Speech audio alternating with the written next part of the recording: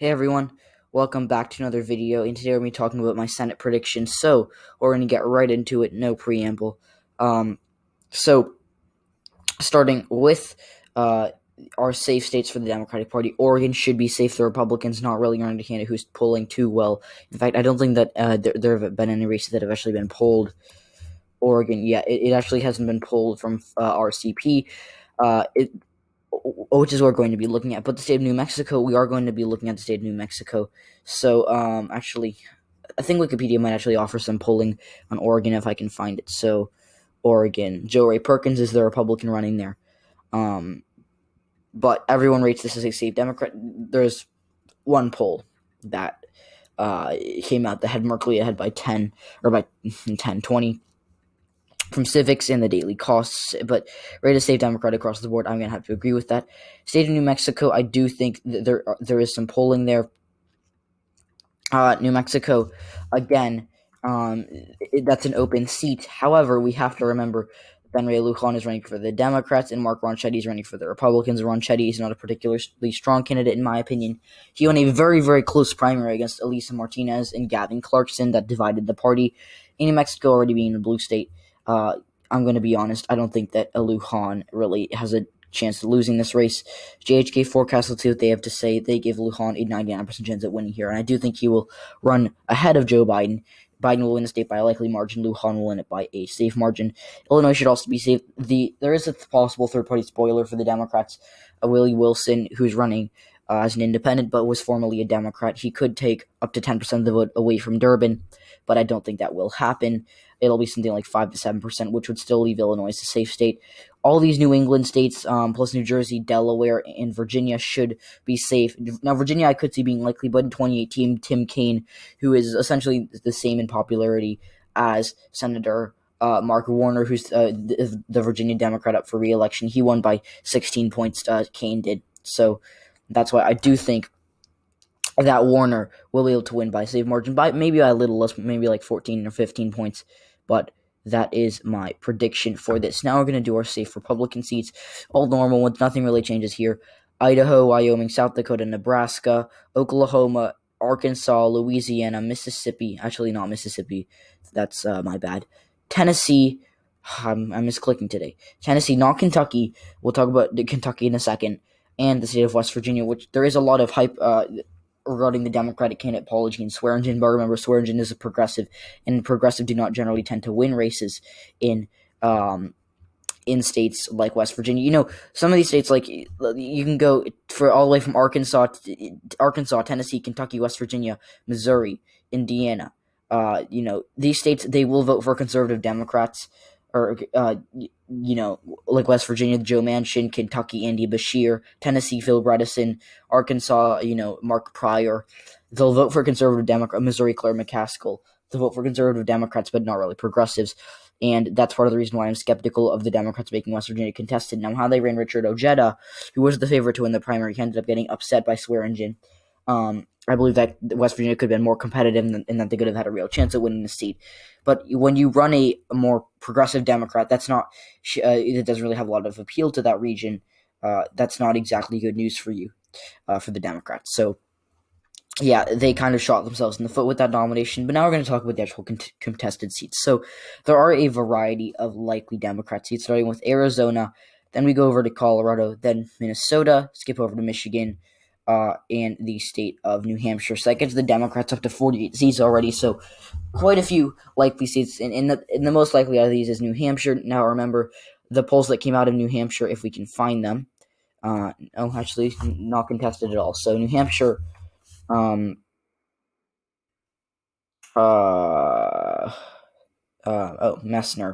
versus Shaheen. Corky Messner is the Republican. He won a contested primary against Dawn Bullock. Shaheen, the average, has her ahead by 16. I don't really think that she'll win by that much. I do think it'll be by below 12. But, to be more, because I generally, like in my predictions, like for example, in states like Minnesota and New Hampshire, I like to be more conservative and say, well, these states are lean, likely Democrat states at the presidential level, so I'm assuming that Trump will outperform these Republicans at the Senate level. However, it's still, it's still expected to go blue, which is why I'm kind of being conservative here. I could see either of these seats being safe, but to be honest, I'm going to rely on Donald Trump getting a couple of votes, taking a couple of votes away from these Democratic Senate candidates to make it, 10, 11 point wins for the Democrats. Minnesota, Tina Smith is up for re-election, and again, these states don't really have a chance of going blue. The JHK forecast gives the Democrats a 92% chance at winning Minnesota and a 98% chance at winning New Hampshire. So these states are not really contested. The Republicans don't seem to be investing a ton of money here, according to their ad buys. In Minnesota, Tina Lewis and Tina Lewis. I did not mean to ship them. Jason Lewis is averaging. He's behind by 8.5%. He's the Republican candidate, former congressman. He served for 2 years, but I don't think he has a chance. Now, Michigan, Colorado, and Arizona are a bit more interesting, though. Now, starting with Arizona, we could actually see a small swing to the right, in the polls. Like, if you look at the polling data, Kelly was ahead at 1 point by 11.3. That's narrowed down to 6. And I think that's because of, unfortunately for humanity, the passing of Ruth Bader Ginsburg. So Ruth Bader Ginsburg, she died on September 18th, or I believe September 17th, September 18th. Kelly's ahead by 6.7, so he'd already started to fall in the polls. But she's kind of been, falling, I guess you could say. And he gained a bit of ground, but that could raise a bit of GOP turnout in the state of Arizona, but it still won't be enough to flip it. I do think it will end up barely being likely, as opposed to being an 8-point win. I think it could be a 6-point win for Kelly. And, the polls actually in Arizona tend to underestimate Democrats, so I'm pretty, I believe in the polls that are saying Kelly's ahead by these margins because they underestimate. These are the same polls that put McSally ahead in her 2018 Senate race.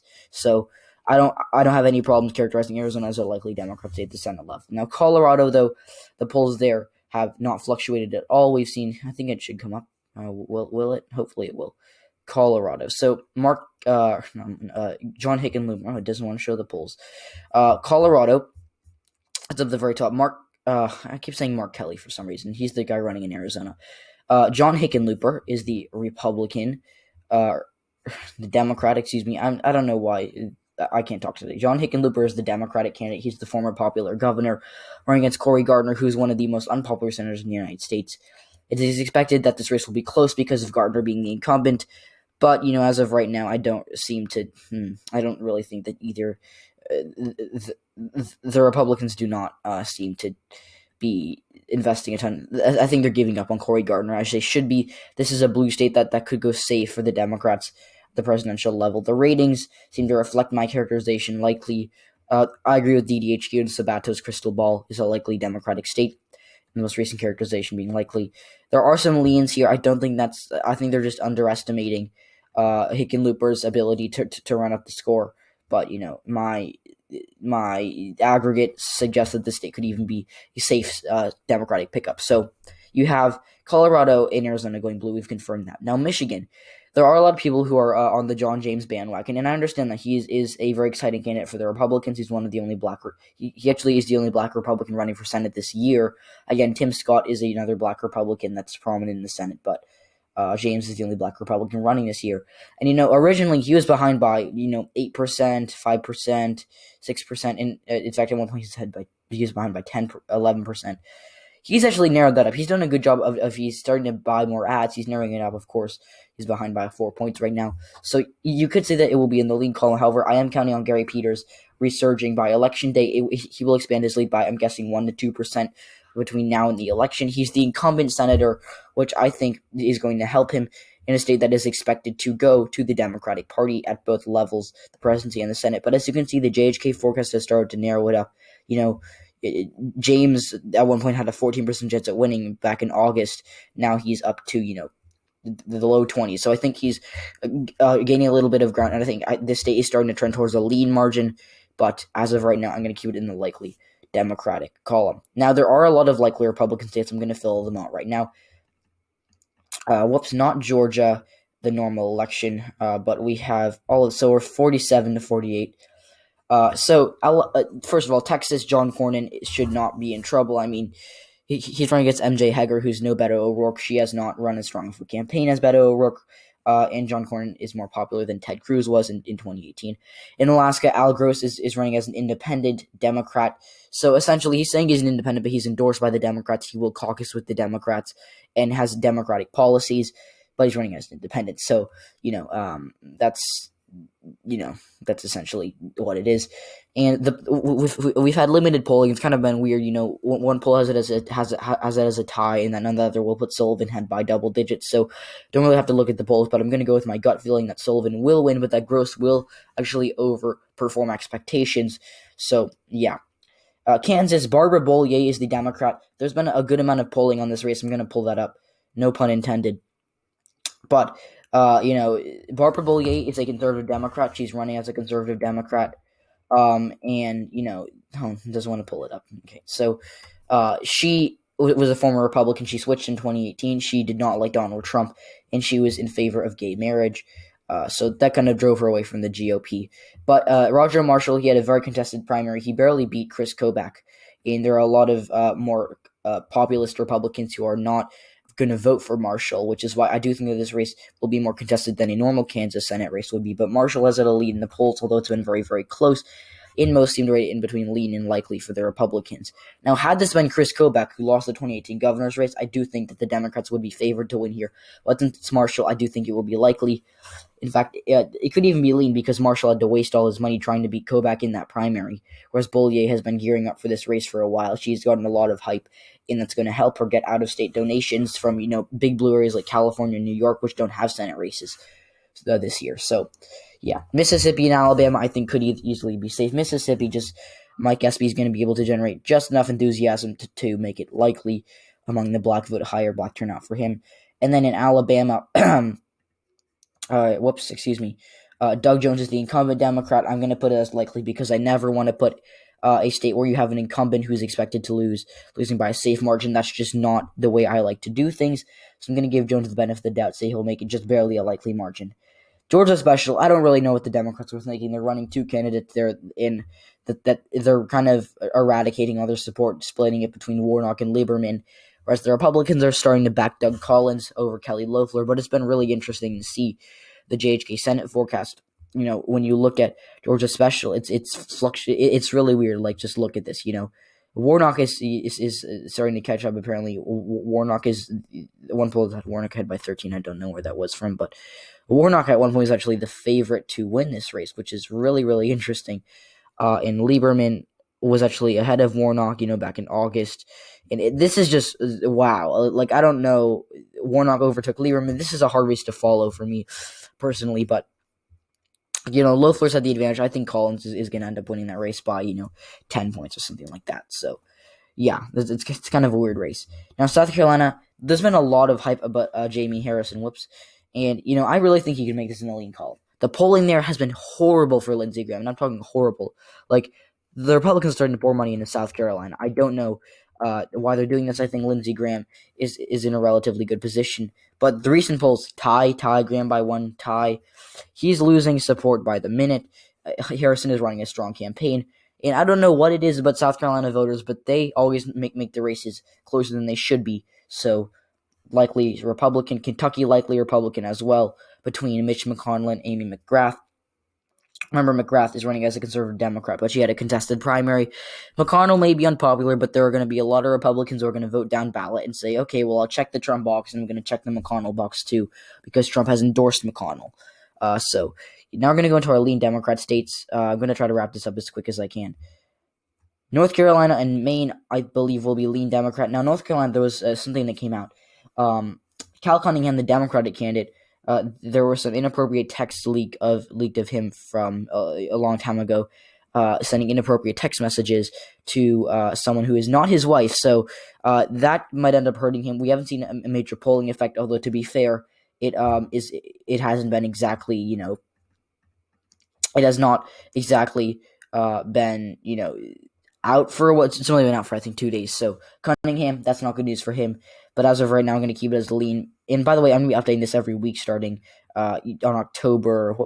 It's the 5th today, so October 12th is when we're going to start. So, that's essentially what I'm going to start doing. And it could go into the tilt column. And I think Tom Tillis could go back to being the favorite in this race if this gets really bad for Cunningham. So as of right now, Cunningham's the favorite. Now in Maine, Sarah Gideon is starting to take bigger and bigger leads over Susan Collins. Collins, she's not getting support from the populist wing of the Republican Party, and she's not getting support from the Democrats or the moderate voters who will vote for Joe Biden at the presidential level. And you know why? It's because of her vote on Justice Brett Kavanaugh, because she said she was going to be a bipartisan senator. Well, Brett Kavanaugh is more unpopular than he is popular, so that is why I don't exactly think that she has a good chance of winning re-election. She's known as a flip-flopper, and that's not going to help her. Now, I wouldn't call her a flip-flopper. Personally, I think people are being too harsh on her.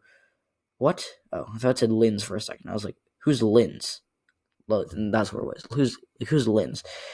Sorry. But, Susan Collins, she's the most unpopular senator in the United States, and again, I personally think people are being too harsh on her. But you got to remember, this isn't my choice for who's going to be the senator from Maine. This is a voter's choice. And in a blue state in a presidential election year, Sarah Gideon should 100% be considered the favorite to win this race. So we got 3 more states. We're going to go through this. The leading Republican states. Georgia, that should be it. John Ossoff running a good campaign, but won't be good enough to beat out a popular Republican senator, in David Perdue. And then in the state of Montana, I'm going to stick with my characterization of it as a tilt Democrat state. Steve Bullock. The polls have actually not been too great for Bullock, but I do want to remind all of you that the polls were not as good for Jon Tester as most expected them to be. Tester really, he was the favorite to win, and the polls were putting him behind in a lot of, races. So that was not, that was surprising to some. I said Tester was going to win because of his popularity, but Steve Bullock right now starting to gain a little bit of ground on Daines. I think he will make it close. I think it'll be a 55-45 race from the JHK forecast by the time the election rolls around. But I go with my gut feeling. It's that Bullock, he's the popular governor who's elected on the same ballot as Donald Trump twice, as Donald Trump once, and Mitt Romney, excuse me. Oh my gosh. So, I think he's going to win. I think Daines just doesn't have enough support. He's not strong enough with his base to be able to beat Bullock in this race. Now, could Daines win? Absolutely, but Bullock being more popular, Bullock starting to catch up in the polls, Bullock out fundraising Daines, and I see people, and I don't live in Montana, but I have friends who live there, and they say, believe me, Bullock's going to win because of his bipartisan support. So that's why I do think he will be able to win. Now, in the state of Iowa, I do think that Teresa Greenfield will end up losing. This is going to be a surprise to some, I'll get a few comments saying, well, how is Montana blue, but, Iowa red? So, most people think that Iowa has a better chance of going blue than Montana. I disagree, because you have an incumbent governor going against a popular senator. Whereas in Iowa, you have an unpopular senator against a, really a no-name. Teresa Greenfield doesn't really have a Wikipedia page. Sure, she's out fundraising Joni Ernst and is polling ahead of her in the polls. But this is still a state where polls generally tend to underestimate Democratic or Republican support. In fact, again, this is a poll that I don't really trust. I mean, Greenfield held by 12. That's I'm not so sure about that, to be completely honest. But the RCB average has Greenfield held by 5. The polls underestimated Trump by about that margin in 2016. This is going to be the closest race, and I'm going to say it right now because of the polls being so good for Greenfield. Yet, for some reason, Joni Ernst, I think she's going to be able to come back. She was behind the polls in 2014, and I think she'll win again. So again, guys, thanks for watching this video. Be sure to like and subscribe if you haven't already. Turn on post notifications. Follow my Twitter, by the way, which I will link. And I'll see you all in the next one.